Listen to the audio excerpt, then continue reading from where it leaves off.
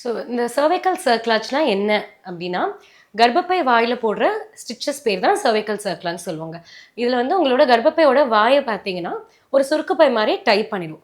So எதுக்காக இந்த cervical சர்க்லாச் தேவைப்படுது சில பேருக்கு அப்படின்னா, யாருக்கெல்லாம் ப்ரீடெர்ம் டெலிவரி அதாவது குறை மாதவா பிரசவம் ஆகுறதுக்கு யாருக்கெல்லாம் ரிஸ்க் ஃபேக்டர் இருக்கோ, அந்த ரிஸ்க்க வந்து நம்ம கம்மி பண்றதுக்காக சர்வைக்கல் சர்க்லாச் ஆஃபர் பண்ணுவோம்.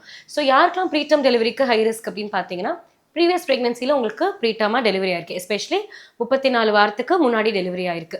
அப்படி இல்லன்னா ப்ரீவியஸா 2ண்ட் ட்ரைமெஸ்டர்ல மிஸ்கேரேஜஸ் உங்களுக்கு ஆயிருக்கு.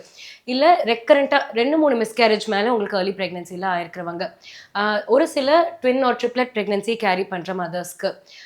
உங்களுக்கு வந்து சில பேருக்கு பார்த்தீங்கன்னா, யூட்ரஸ்ல ஷேப் டிஃபரன்சஸ் இருக்கும். அதாவது யூனிகார்ன்வேட் யூட்ரஸ், பைகார்னேட் யூட்ரஸ் இந்த மாரி யூட்ரஸோட ஷேப்ல வித்தியாசங்கள் இருக்கிற மதர்ஸ்க்கு சம்டைம்ஸ் ப்ரீடெர்ம் டெலிவரி வந்து ஆகலாம்.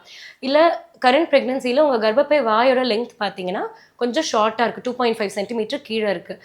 ஒரு சில பேருக்கு கர்ப்பப்பை வாய் வந்து சீக்கிரமே பிரெக்னன்சில விரிய ஆரம்பிச்சுரும். ஸோ இந்த மாரி மதர்ஸ்க்கு ப்ரீடெர்மா டெலிவரி ஆகுறதுக்கான ரிஸ்க் வந்து இருக்கு.